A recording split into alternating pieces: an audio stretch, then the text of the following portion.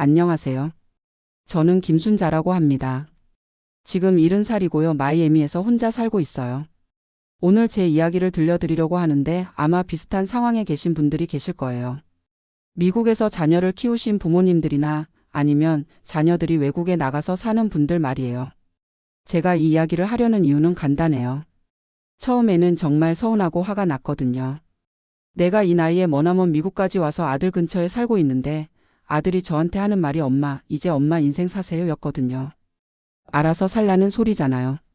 그런데 시간이 지나고 보니까 이게 단순히 우리 아들만의 문제가 아니더라고요. 여기는 그냥 문화가 달라요. 완전히 다른 세상이에요. 일단 제가 어떻게 여기까지 오게 됐는지부터 말씀드릴게요. 남편이 돌아가신 게 3년 전이에요. 갑작스러운 심근경색이었어요. 아침에 일어나서 여보 가슴이 좀 답답하네 하더니 그게 마지막 말이었어요. 응급실까지 갔지만 손 써볼 틈도 없이 그렇게 보내드렸죠. 그때 아들 민호. 여기서는 데이빗이라고 부르는데 데이빗이 장례식 때문에 급하게 한국에 왔었어요. 2박 3일 짧게 왔다 갔는데 그때 저한테 그러더라고요. 엄마 한국에서 혼자 사시기 힘드시죠? 미국으로 오세요. 제가 모시고 살게요. 그 말을 듣는 순간 가슴이 확 뜨거워지더라고요. 역시 내 아들이구나. 아버지가 돌아가셔서 혼자 남은 엄마를 걱정해서 데려가겠다고 하는구나 싶었어요. 사실 남편 없이 혼자 사는 게 쉽지 않더라고요. 뭐 하나 고장 나도 누구한테 물어봐야 할지 모르겠고 저녁 때 혼자 밥 먹으면서 텔레비전 보고 있으면 이게 사는 건가 싶고 그랬거든요. 그래서 아들 말에 정말 기뻤어요. 미국 가서 손녀도 보고 아들 며느리 뒷바라지도 해주고 그렇게 살면 좋겠다 싶었죠. 집 정리하는데 6개월 정도 걸렸어요. 30년 넘게 살던 집이니까 물건도 많고 부동산 정리하는 것도 복잡하고 그랬거든요. 그 과정에서 데이빗이랑 영상통화로 이것저것 상의했는데 정말 다정하게 챙겨주더라고요. 엄마 마이애미 날씨 정말 좋아요. 1년 내내 따뜻하고 햇살도 좋고 엄마 건강에도 훨씬 나을 거예요. 손녀 소피아도 할머니 오시는 거 너무 기다리고 있어요. 한국어도 가르쳐 주시고요. 이런 말들을 들으면서 정말 설렜어요. 내가 이제 진짜 행복한 노년을 보낼 수 있겠구나 싶었죠. 드디어 미국에 온 게 작년 3월이었어요. 인천공항에서 14시간 비행기 타고 마이애미 공항에 도착했는데 데이빗이 에밀리랑 소피아랑 같이 마중 나와 있더라고요. 소피아가 그때 7살이었는데 정말 예쁘더라고요. 아빠 닮아서 눈이 크고 엄마 닮아서 머리카락이 금색이고 할머니 하면서 뛰어와서 안겨주는데 정말 꿈 같았어요. 에밀리도 웃으면서 맘 웰컴 투 마이애미 이러더라고요. 영어를 잘 못해서 어색했지만 그래도 따뜻하게 맞아주는 것 같아서 고마웠죠. 데이빗이 미리 구해놓은 집은 아들 집에서 차로 15분 정도 거리에 있는 작은 단독주택이었어요. 방 2개, 화장실 2개에 거실, 부엌이 있는 깔끔한 집이었죠. 가구도 다 갖춰져 있고요. 엄마 어때요? 여기서 편히 지내세요. 저희 집이랑 가까우니까 자주 왔다 갔다 하면서 지내면 되죠. 처음에는 정말 좋았어요. 날씨도 따뜻하고 동네도 조용하고 안전하고 집 앞에 작은 정원도 있어서 꽃도 심고 그랬거든요. 데이빗이 일주일에 2~3번은 들렀어요. 주로 주말에 소피아랑 같이 와서 1~2시간 있다가 가곤 했죠. 소피아가 제가 만든 한국 음식을 좋아해서 김밥이며 떡볶이며 자주 만들어줬어요. 할머니 이거 맛있어요. 학교 친구들한테도 자랑했어요. 이런 말 들으면 정말 뿌듯했죠. 내가 여기 온 게 잘한 일이구나 싶었어요. 그런데 조금씩 이상한 게 보이기 시작했어요.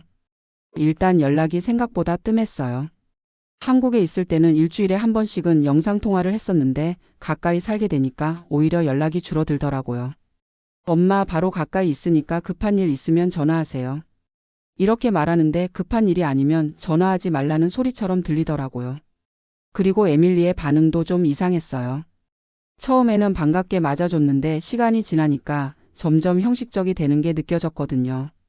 제가 아들 집에 놀러 가면 항상 미리 연락하고 갔어요.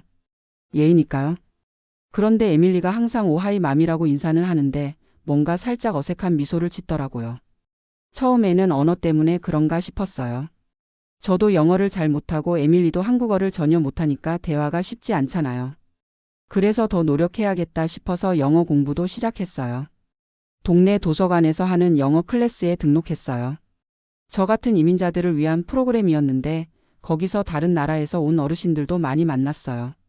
거기서 멕시코에서 온 마리아라는 할머니를 만났는데 그분도 저랑 비슷한 상황이더라고요.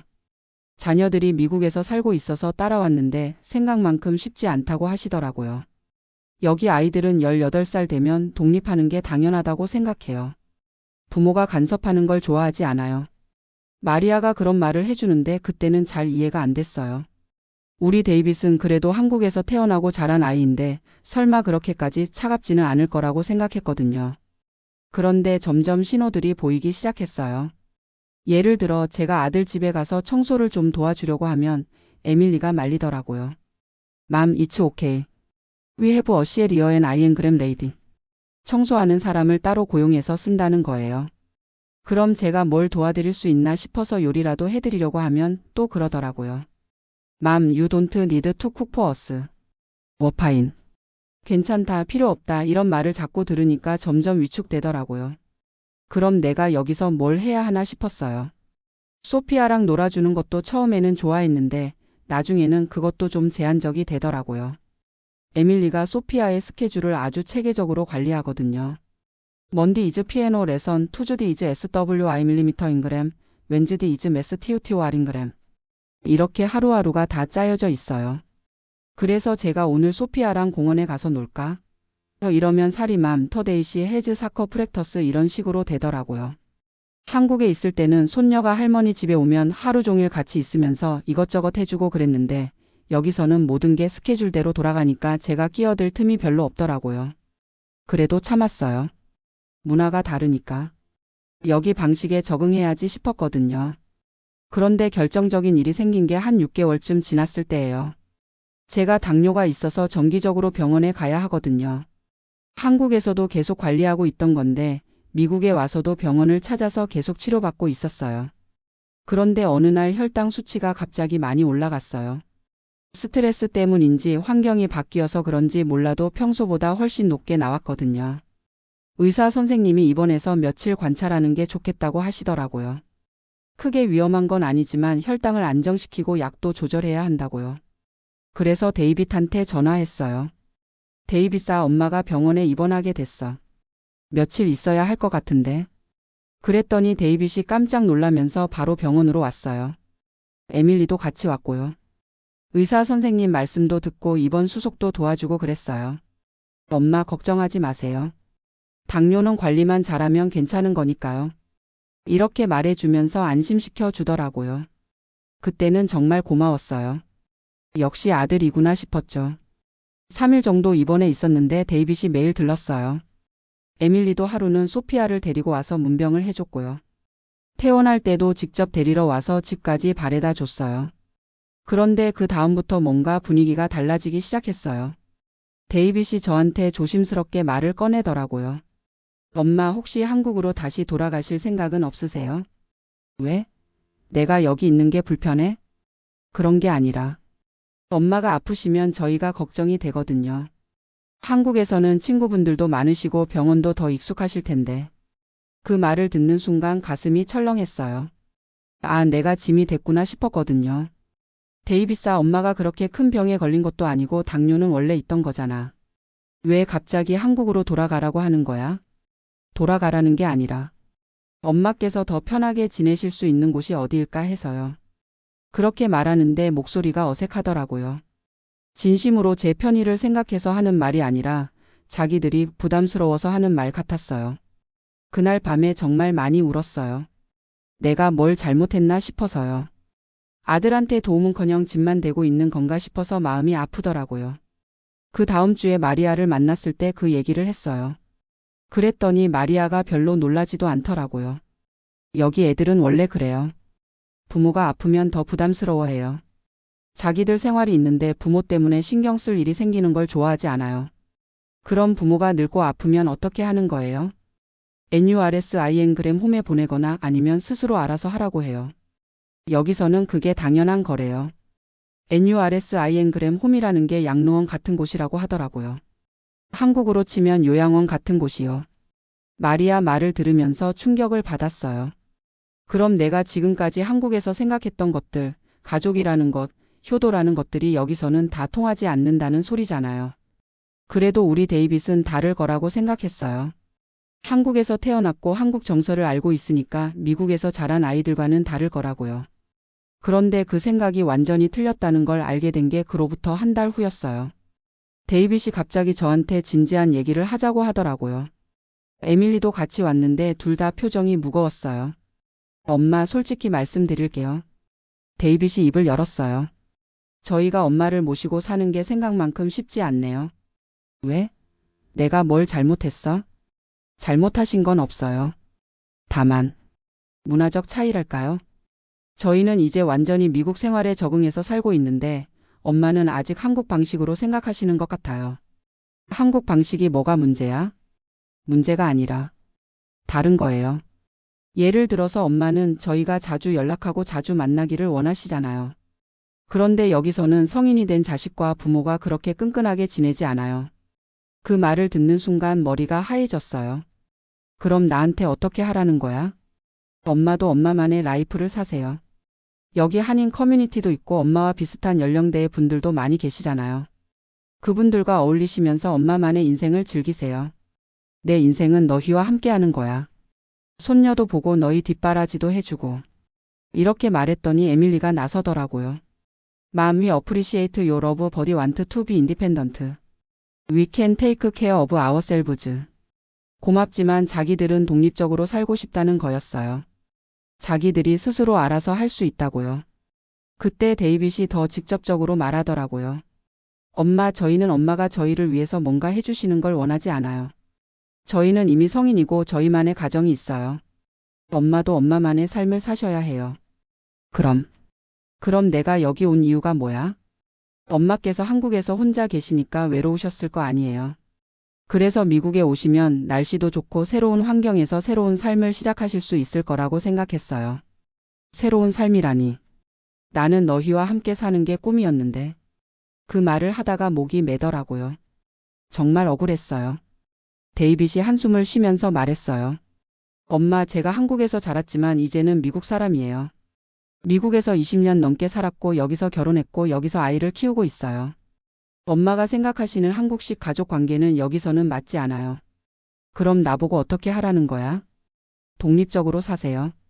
엄마 인생을 사세요. 그 말이 마지막이었어요. 독립적으로 살라고. 내 인생을 살라고. 그날 집에 돌아와서 밤새 잠을 못 잤어요. 정말 많이 울었고요. 내가 이 나이에 무슨 죄를 지었다고 이런 소리를 들어야 하나 싶었어요. 다음 날 마리아한테 전화해서 하소연을 했어요. 그랬더니 마리아가 이렇게 말하더라고요. 순자, 나도 처음에는 정말 화가 났어요. 내가 이 아들을 키우려고 얼마나 고생했는데 이제 와서 알아서 살라고 하면 그게 말이 되나 싶었죠. 그럼 어떻게 하셨어요? 처음에는 울고불고 했는데 나중에 생각해보니까 아들이 틀린 건 아니더라고요.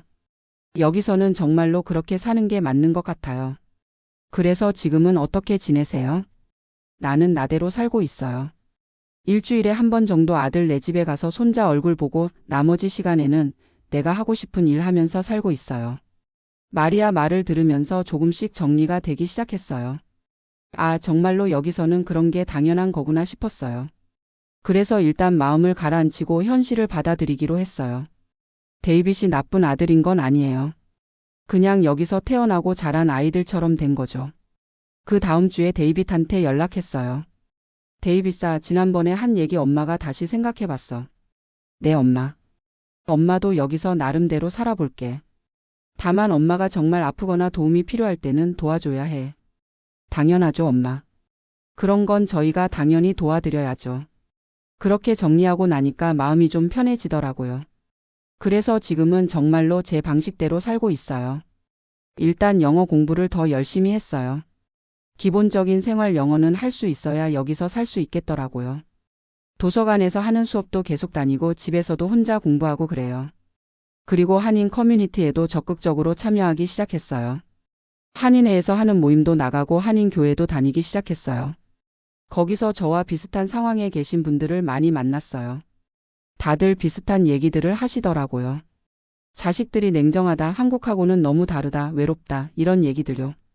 그런데 그분들도 나름대로 적응해서 살고 계시더라고요. 어떤 분은 자원봉사 활동을 하시고 어떤 분은 한국어 교사를 하시고 어떤 분은 여행을 다니시고 그래요. 저도 이제 조금씩 그런 일들을 시작했어요. 한인회에서 새로 오신 분들 돕는 일도 하고 한국어 교실에서 보조교사 역할도 하고 있어요. 데이빗하고는 지금 일주일에 한 번 정도 연락해요. 문자로 안부 인사 정도 주고받고 한 달에 한두 번 정도 만나서 밥 먹고 그래요. 소피아도 한 달에 한 번 정도는 보고요. 처음에 생각했던 것보다는 훨씬 뜸하지만 그래도 아예 연락이 없는 건 아니니까 그나마 다행이라고 생각해요. 그리고 솔직히 말하면 이렇게 사는 것도 나쁘지 않아요. 한국에 있을 때는 아들 걱정, 며느리 눈치, 손녀 교육 이런 것들 때문에 스트레스를 많이 받았거든요.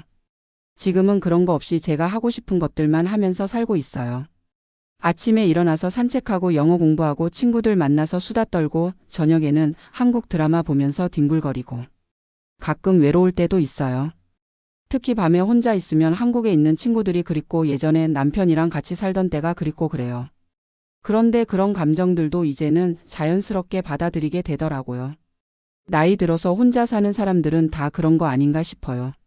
지금 제일 중요하게 생각하는 건 건강이에요. 여기서 혼자 살려면 건강해야 하거든요. 그래서 운동도 열심히 하고 병원도 정기적으로 다니고 약도 잘 챙겨 먹고 그래요. 데이빗도 이제는 예전보다 편해하는 것 같아요. 제가 독립적으로 살고 있으니까 부담스러워하지 않고 가끔 만날 때는 오히려 더 자연스럽게 대해주는 것 같아요. 에밀리도 마찬가지예요. 예전에는 제가 올 때마다 좀 어색해했는데 지금은 How are you, mom? 하면서 진짜로 안부를 묻는 것 같아요. 소피아는 이제 8살이 됐는데 한국어도 조금씩 늘고 있어요.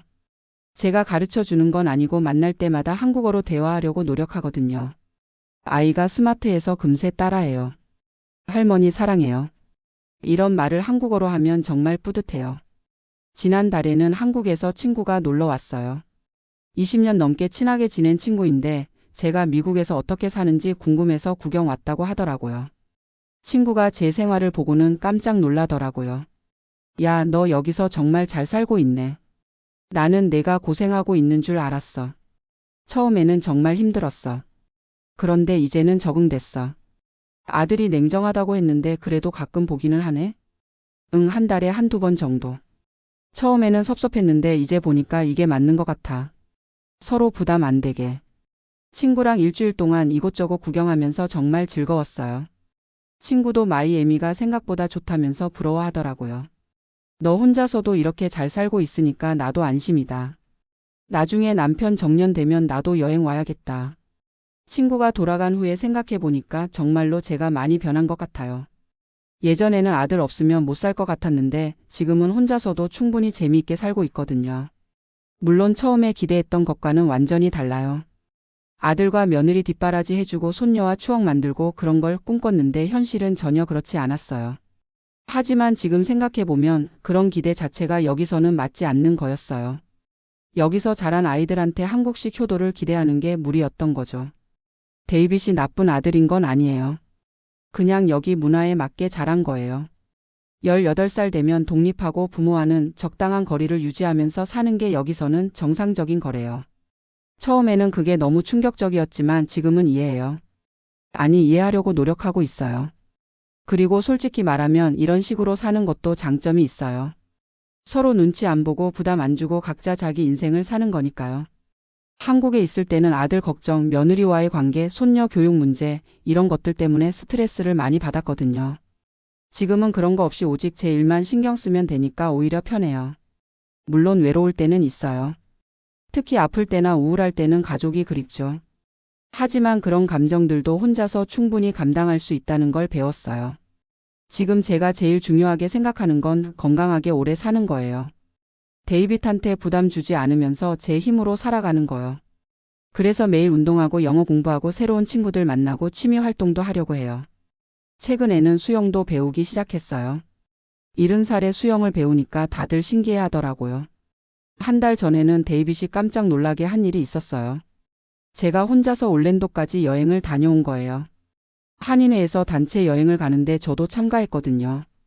디즈니 월드도 가고 유니버설 스튜디오도 가고 정말 재미있었어요. 소피아한테 사진을 보여주니까 할머니 쿨해요. 이러더라고요. 데이빗도 엄마 정말 대단하시네요. 혼자서도 이렇게 활발하게 지내시고 하면서 오히려 칭찬해 주더라고요. 그때 느꼈어요. 아, 내가 독립적으로 살수록 아들도 더 편해하고 저도 더 당당해진다는 걸요. 지금은 내년에 한국 여행 계획을 세우고 있어요. 친구들도 보고 예전에 살던 동네도 구경하고 한 달 정도 다녀올 생각이에요. 데이빗한테 얘기했더니 좋은 생각이에요, 엄마. 여행 비용 도움이 필요하시면 말씀하세요 하더라고요. 이런 식으로 도움을 주는 건 기꺼이 하려고 해요. 돌이켜보면 제가 처음에 기대했던 미국 생활과 지금의 현실은 완전히 달라요. 하지만 나쁘지 않아요. 아니, 어떤 면에서는 더 좋을 수도 있어요. 한국에 있을 때는 항상 누군가를 챙기고 누군가에게 챙김받는 관계 속에서 살았거든요. 지금은 오직 저 자신만을 위해서 사는 거예요. 처음에는 그게 이기적인 것 같아서 죄책감도 들었는데 지금은 그게 오히려 건강한 거라는 생각이 들어요. 70살이 넘었는데 아직도 누군가를 챙기고 있으면 언제 제 인생을 살겠어요? 마리아가 그러더라고요. 여기서는 늙어도 인디펜던트하게 사는 게 미덕이래요. 자식들한테 의존하지 않고 스스로 살아가는 게 멋진 거래요. 처음에는 그 말이 이해가 안 됐는데 지금은 조금씩 알 것 같아요. 데이빗한테도 이렇게 말했어요. 데이빗아, 엄마가 처음에는 섭섭했는데 지금은 내 마음을 이해해. 너는 너대로 살고 엄마는 엄마대로 살면 되는 거구나 싶어. 엄마가 그렇게 이해해 주시니까 저도 마음이 편해요. 엄마께서 독립적으로 잘 지내고 계시는 모습 보니까 오히려 자랑스러워요. 그 말을 들으니까 기분이 좋더라고요. 아들이 제가 자랑스럽다고 하니까요. 지금 제가 하는 일 중에 제일 보람 있는 게 새로 오신 한인분들 도와드리는 거예요. 저처럼 자녀들 따라서 미국에 오신 분들이 꽤 계세요. 그분들이 처음에는 다들 저와 같은 시행착오를 겪거든요. 그럴 때 제가 경험담을 들려드리면서 처음에는 다 그래요. 적응하시면 괜찮아져요 하고 위로해드려요. 어떤 분은 아이고 순자 씨 얘기 들으니까 마음이 놓여요. 저도 그렇게 살아봐야겠어요 하시더라고요. 그런 일들을 하면서 느끼는 건데 제가 겪은 일들이 헛되지 않았구나 싶어요. 제 경험이 다른 분들한테 도움이 되니까요. 지금은 정말로 후회하지 않아요. 미국에 온 것도 데이빗과 그런 대화를 나눈 것도 독립적으로 살기로 결심한 것도요. 물론 가끔은 외롭고 한국이 그립고 예전 생활이 그리울 때도 있어요. 하지만 그런 감정들도 이제는 자연스럽게 받아들여요. 70살에 새로운 나라에서 새로운 삶을 시작한다는 게 쉬운 일은 아니지만 해보니까 할만해요. 오히려 제가 이렇게 용감했다는 게 스스로도 놀라워요. 한국에 있는 친구들한테 이 얘기를 하면 다들 깜짝 놀라요. 너 정말 대단하다. 나는 그런 용기 없을 것 같아 하면서요. 그런 말을 들을 때마다 뿌듯해요. 제가 정말 대단한 일을 한 건가 싶어서요.